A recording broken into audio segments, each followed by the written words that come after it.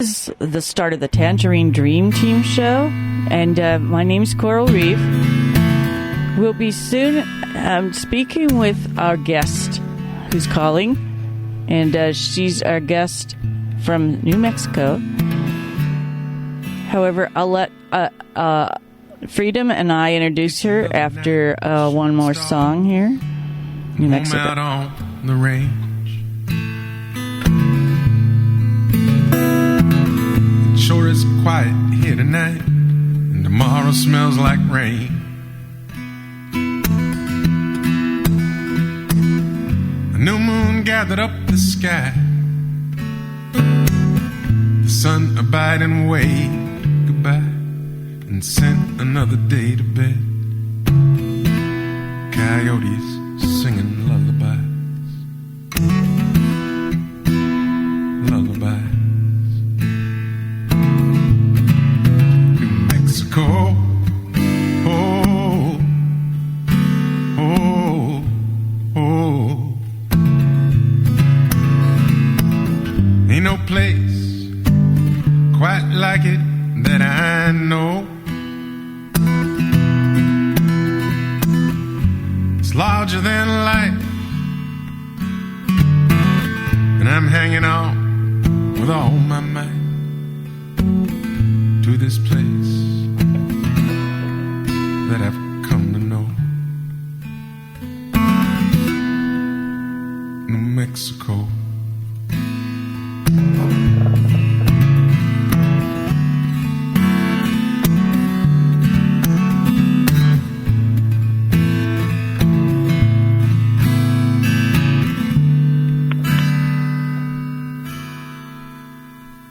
Well, I'm wondering about them shooting stars, and where they come from, where they go.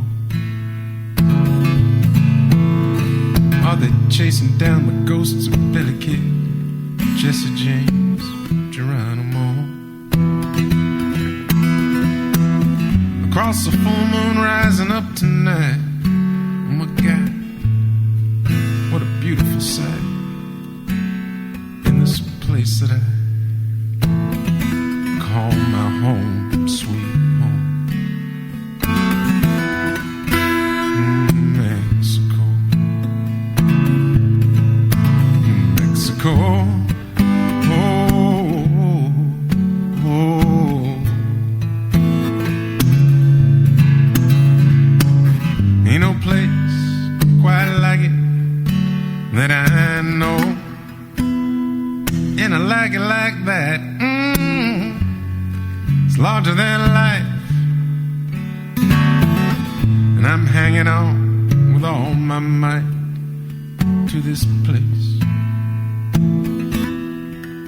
that I come to know. Mexico.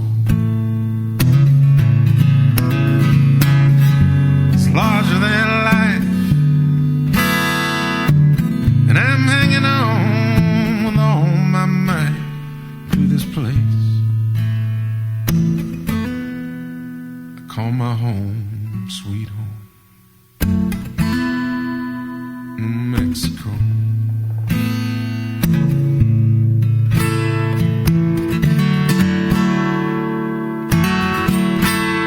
Mexico. And good evening. We have on the line Julia Lonergan. I'm here. Can you hear me? Now I can hear you. Yes, how are you this evening? I'm good, thank you. And with me is Freedom. Hi, Julia. Hi there. And Julia, I could introduce you, or you could introduce yourself. You had been a professor here at UCSC for quite a time, and you were in the linguistics department, and also you were in the psychology department. And could you elaborate on where you were at and what was happening?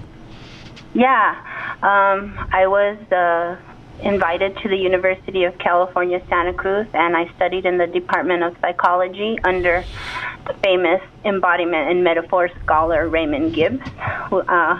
he's an awesome psychologist. He makes UC Santa Cruz a really famous place for other psychologists. And I study specifically material culture metaphor, which is artifacts from antiquity that hold value representations, like what we use, what we value, so it's what we create.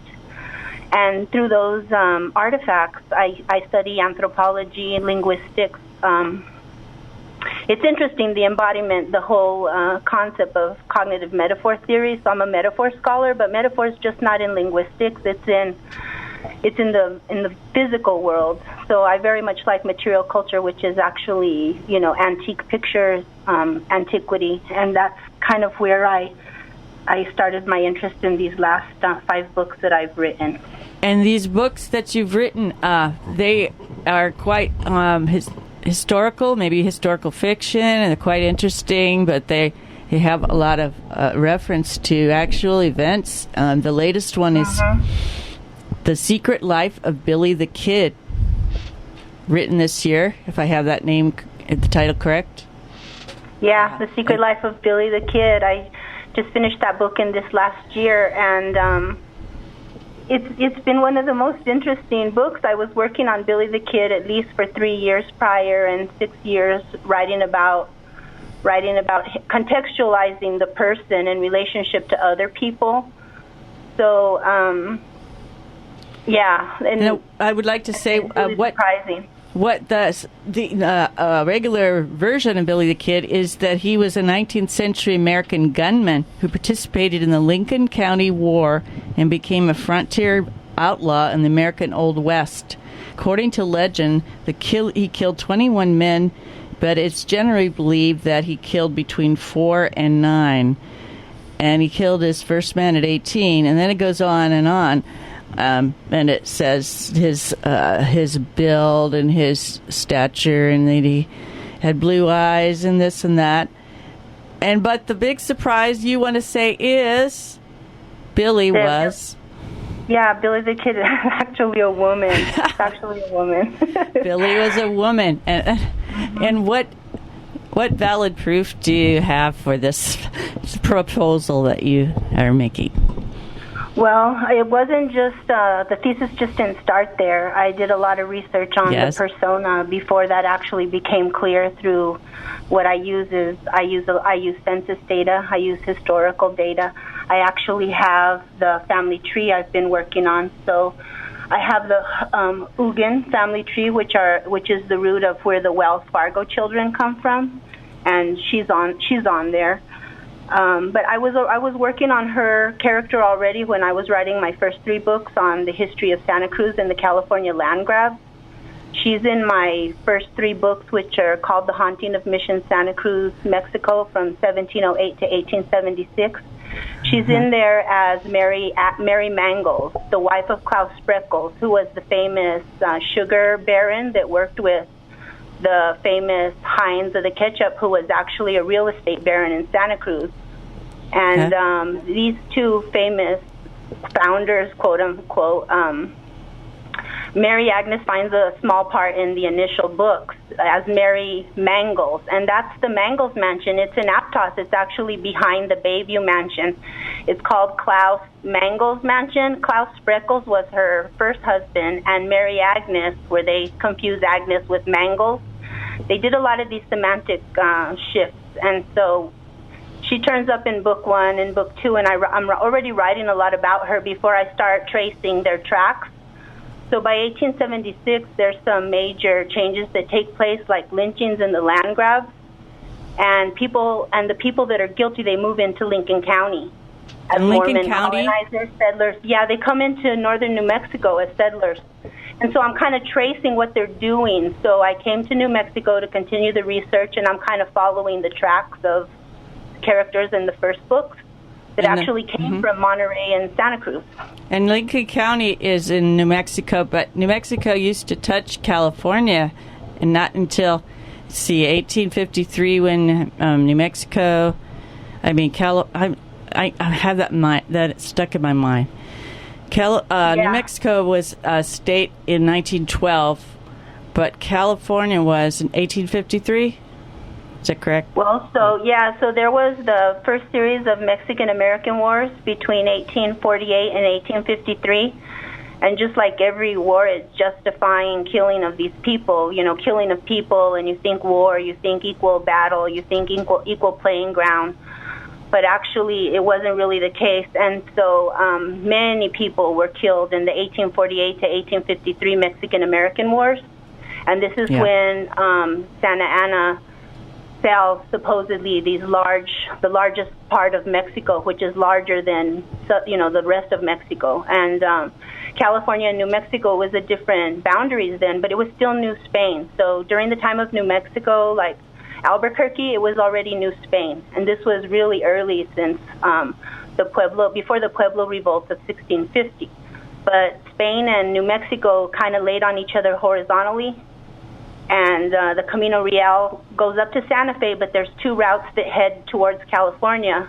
One is the southern route through Sonora, which used to be called New Nevares. Sonora was part of Portugal, taken by Spain after the Catholic monarchs came to power. And the northern Camino Real, which goes from Santa Fe up to Northern California. So that's the old San Antonio land grant. And, that came into Maxwell. And Maxwell was a very famous man in history, Charles Maxwell. He actually is Henry Cowell. So Cowell, who donated parts of University of California, Santa Cruz, this famous historical figure, he had a hand in writing his own history on that land because that's an old mission. And he comes later than the mission. It really wasn't his land to donate. It was an old mission, and this man, Henry Cowell, comes from Company Maxwell. And Charles Maxwell was the heir to the Maxwell land grant, which was the San Antonio land grant. It extended about 2 million acres from New Mexico to Northern California. And Mexico was in control of all the land that is now California, even Capitola. It was in that the capital. Yeah. Capitola was the old capital of the Red Collars before these wars. And then the capital moves to Lincoln County. So we have the capital moved here to the old Lincoln County, which the boundaries have also kind of been altered. There's a big interest in shifting the way we perceive the West, because the whole metaphor of the Wild West kind of gives you the justification of, like, Annie, get your gun. It's like a free-for-all, but it really wasn't the case. It was a very high culture, and various empires, ruled. Spain was an empire, Portugal was an empire, and they controlled the Camino Real, and they controlled the ocean. So it was a different type of travel in the past, but the naval powers did hold all the presidios all up and down California, and they controlled the Camino Real all the way to the Gulf of Mexico. And that's where Billy the Kid's family kind of comes from. She wasn't just a gunslinging bandit that, they came from the East and had little contact with family and was orphaned and stuff. These things were, like they say, history is written by the victors. So there's a reason we have that version, and there's such a focus on her history as a man, because it kind of cloaks really where it went. And what I'm arguing in this book, and what I've kind of been writing about, is how her children became the Wells Fargo children. So it was 1912 that New Mexico became a state, but if you think about it, it's also the consolidation of the banks. Oh, yeah. This is the origin of Wells Fargo, And so Wells, her father was named Sewell, Henry Sewell, or Towell, or Maxwell, you see. Because there were plays on words, weren't there? Yeah, just tons of plays on words. She was actually somebody who, survived her assassination and sat around and got to work on these kind of things. She wrote a lot of... They were very powerful. If you think about after the Gadsden Purchase, there came all these political appointments from Missouri and Texas and, from as far away as Tennessee, the powers that came into New Mexico, because the Spanish ejido is a common land, which means you can't sell it. So many families lived on the Spanish land grants, and you couldn't sell them because they're common lands. So they had to apply Missouri law so that they could break down the ejido. They could break down this the idea of the common ownership. And so part of what happened were just a series of assassinations and that set up legal battles. And then these things took place in the court. It really wasn't a Wild West. It was in the sense that these assassinations were planned, but they were all like inside and known. So For example, when the Lincoln County War started, there was the assassination of Tuttle or Tunstall. He was assassinated in the Lincoln County forest here near Fort Sumner in White Sands, New Mexico. And his mansion is actually in Watsonville. That's the Tuttle mansion. And he was a business partner of Klaus Spreckels, who was alive at the time of the land baron Hines. So Hines Victorian Mansion is in downtown Santa Cruz, and he was a ketchup baron who overtook the Del Monte tomato empire. He's the Hines tomato empire. And his compatriot was the famous Klaus Spreckels. And so what we find is that Mary Agnes, that's her first husband when she's 15. And those people are already involved in the politics of New Mexico by 1863. Mary Agnes is known otherwise as Billy the Kid. Got that name somehow, right? Yeah. So Mary Agnes Guggenheim. So Guggenheim, or it's pronounced Guggenheim. Guggen is the Scottish. It's the root word of Google. So it's like a information giant. And Hines is, of course, the Hines Empire. That's her real name. But the Huggins family tree is it's what it's called, the Huggins family tree, but it's actually the family tree of the Wells Fargo children. And it's a forgery. It's in the Oakland Museum of Art and History, and I actually own a copy myself that belongs to me. Yeah, there are a lot of sites and museums in Santa Cruz, aren't there? There's hotels, the Bayview, and there's the McLaughlin Bean Mansion was. So there was a series of conspiracies that were planned in the old Capitola Hotel, which has been called various things. It used to be called the Anchor Hotel, and there's actual artifacts of it. And it used to be called the Magnolia Rose Hotel, and there's artifacts of that, but they're very rare because a fire was staged in 1911, and it supposedly burned down. But it actually still exists. All the pieces are there. So if you have the original, you can actually compare it to the other houses that are still existing. So the Bayview was one of those that was moved twice. So every time they would move something, they could create a different title of ownership. And how did they move all these? So that's kind of how it worked. Yeah. That's kind of how the land grab worked. Oh, I see. So a lot of buildings were moved around the counties. And many were taken from Watsonville and moved to Santa Cruz. All those little houses down there by the high school, and also the high school, that's all recycled from the Rispin Mansion. And that was so it's very complicated. It's very, very complicated, but it's a 137-year-old history. And Billy the Kid's family came as Mormon squatters, supposedly, to New Mexico. And her father's wife, or who he had stolen, Hines is her father. His wife, one of them was the famous Rosemary Castro. She was a Castro that was on the San Andres land grant there in Northern California. And in her 60s, she followed him into New Mexico. And she's the famous Rose Wells, who Roswell, New Mexico is named after. Right. Yeah, so she was kind of like Billy the Kid's stepmom, but she didn't have a lot of control over her life. She was put in a convent in Carmel when she was around 21, and her death was staged, and she's actually on the census data. And if you go to Mission Dolores, you can find her tomb. But and the cemetery in Aptos also has a tomb to her son, but it's broken. It's in the very back. Go see it. And the Aptos Museum has the hotel roster from the old Magnolia Rose, and also has the sign-in list. So all these people were real. They existed on census, and they're in other archives. And the land grabs were 1876. By 1877, that's the Lincoln County War in New Mexico. Those are the ones starting with the assassination of actually someone from Watsonville, California, here in New Mexico. They had businesses here. So somebody from here, who was that? Little. His name was Little. He was a business partner of Klaus Spreckels, and they actually organized his killing because they were going to fight over the money. They were going to fight over his half of whatever businesses they owned together. So, and his mansion is in Watsonville. The Little Mansion, or the Tuttle Mansion, is that big red one. That big, I can't remember what the street is called, but it's on the same street that the church is on. Yeah. Who was married in Soquel? Did you say Billy the Kid was? Who? Whose tomb was in the Soquel graveyard? Oh, okay. So there are many people buried there. So Billy the Kid is buried there, but she's buried in Santa Cruz. But in Aptos, where the cemetery is, right on Soquel and whatever that one is that goes to the beach, that church right there, in the back, there's a broken tombstone, and it's very oversized, and you'll recognize it has some errors in the cement, and it's been broken down.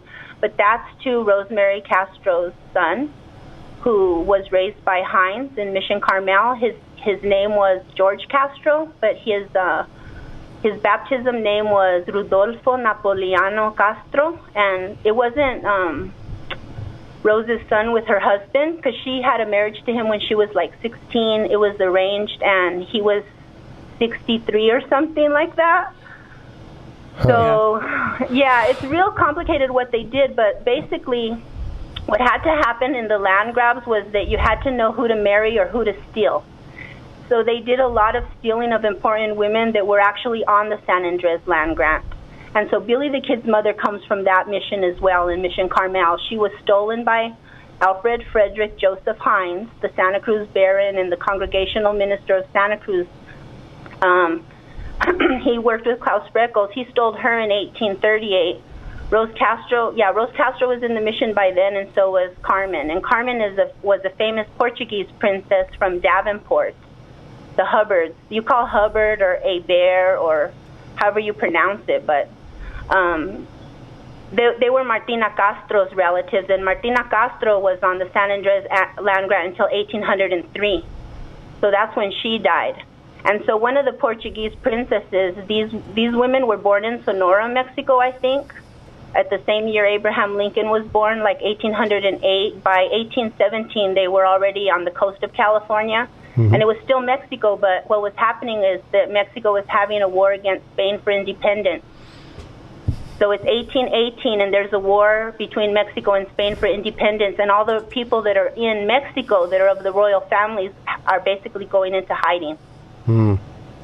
So, but she's kidnapped, and she's brought to Carmel. She was like a famous Carmelite nun, and Hines had a daughter with her.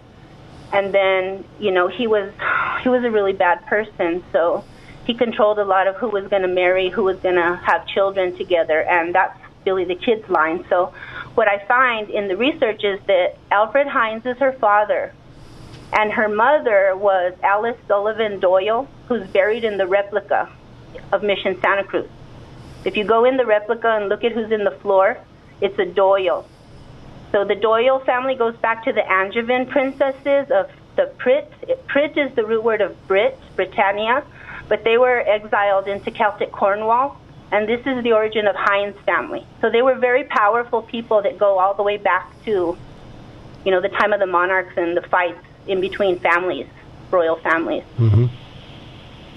So yeah, that family, Alice, go ahead. Oh, go ahead. Well, I was wondering, so you said Billy the Kid's buried somewhere in Santa Cruz? Yes, and she's Harvey buried West. as Mary Armory Case. If you go into the Harvey West cemetery, nobody, you know how there's so many tombs to Billy the Kid throughout all the Southwest? There were all these staged deaths because, he has multiple tombs all around the Southwest. He was shot down, right? Supposedly. He was supposedly assassinated in 1881 in the Maxwell House in Rayado, New Mexico. Rayado means score. And that's where Charles Maxwell had his house. And he was the heir to the 2 million acres of the San Antonio land grant. That's Charles Maxwell. And that's also Henry Cowell. That's the same person. And his son was an engineer from the University of California. So they re-engineered a lot of stuff. But and they changed the gravestones. Yeah. So whereabouts in that? Whereabouts in that graveyard? Whereabouts in that graveyard at Harvey West?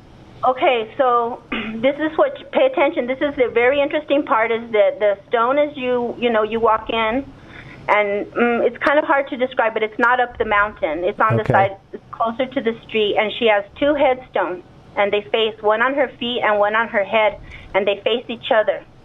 It's very strange. So they made 2, and they put one on her feet, one on her head, and it says Mary Armory Case. And that stands for armor or casing of armor. Her husband was Klaus Spreckles, whose fake name, that was a fake name for Samuel Prescott Bush. And he had the patent for the pistol, for armor, for case, for the Winchester rifle. So that was her first husband when she was 15 years old. He was 30 years older than her.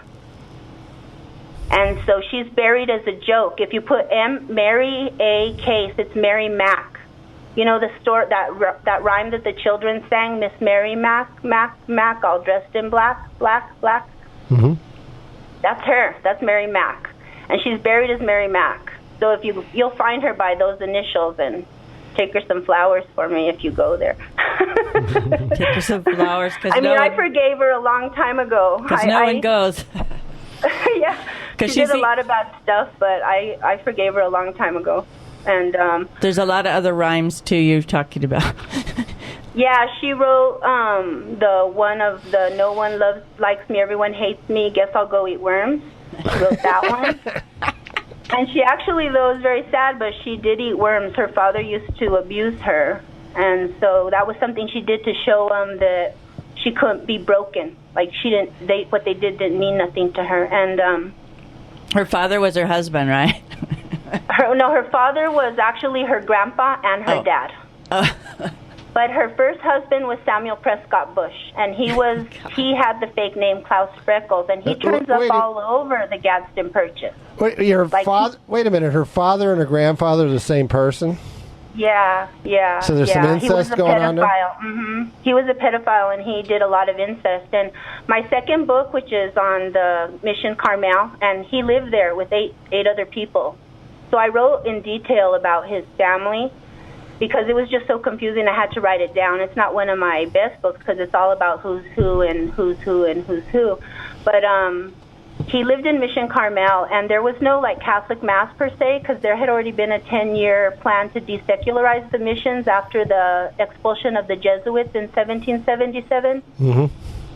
So the Jesuits are expelled, and they tried to restrict, all these laws on the church, because the Inquisition was a nightmare, Yeah. And the Inquisition still lasts until 1836.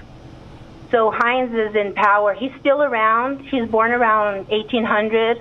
He's around in his 30s in those years, and he gets that mission in Carmel. He lives in it as a resident. And he actually, when they come back into power after the Mexican-American War, and, America gets all this land, and they start running all the missions again, and it's all Catholic and German, or, Scottish. He was Scottish and Welsh and German. Then they start again the Congregational Ministry. But he, at that time, was living with his family there, and these disappeared women who were very important because they were on the San Andres and San Antonio land grants. And by marrying him, you immediately got a bunch of land. Yeah, he was a powerful, powerful man in that sense. I mean, they had everything. And when they left from Monterey, they came into Lincoln County. So the year's 1877, Mary Agnes is only 15 years old. So that's Billy the Kid. She's only 15 years old. Her brother, who's only 2 years older than her, same mom, different dads, so half-brothers. He's Coleman Watson, who they named Watsonville after. So they renamed Pájaro. It used to be called La Viga del Pájaro. It was so sacred, that land, that the birds wouldn't even land on the roof. And that's what a viga is, or a vega, like Las Vegas. That's what it means. Wooden poles, So, and you know how Watsonville is just a valley of birds, and it was so sacred in Santa Cruz, those birds wouldn't even land on the roof. Because, the missions are the northernmost end of the Camino Real, and that road's 1,000 years old. Many empires have been here, not just the Spanish, not just the Moors, not just the Turks, not just the Tamorese or the Tamerlane, not just the Celts. There's been many, many people here, including what we see as, Native Americans. But when do we decide who's Native? It goes back to the War of Roses, or 1540s. Oh, yeah. So, what's next? I know.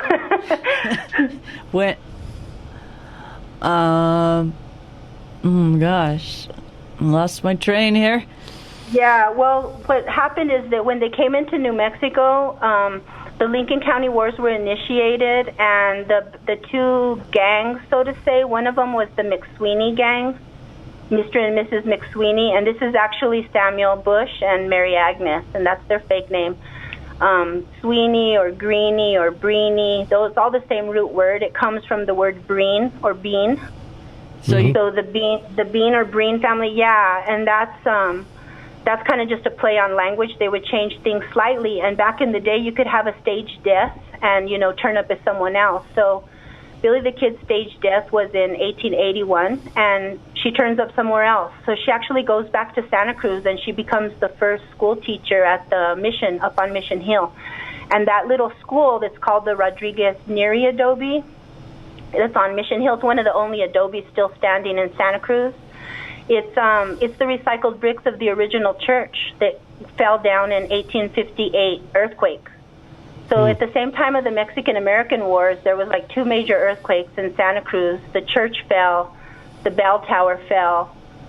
Where the tower is now in downtown Santa Cruz, that used to be on the other side of the high school, facing the other direction. So the church and the school used to face east, southeast. Yeah, and they took the cemetery apart and they built it in the Harvey West. So half of what's in Harvey West are just headstones. There's not a lot of bodies there. The bodies got left under the freeway when they built the Highway 1 across the old church grounds. Yeah, Santa Cruz has really been re-engineered. It used to be different in the past. All those deep canals and stuff, boats used to come into Santa Cruz. Boats and ships. Yeah, ships used to travel that Branciforte. They call it a creek, and when you look down, it's by no means a creek. It's a huge port for a ship. But language does that. They use it to distort what it was. It was very sacred.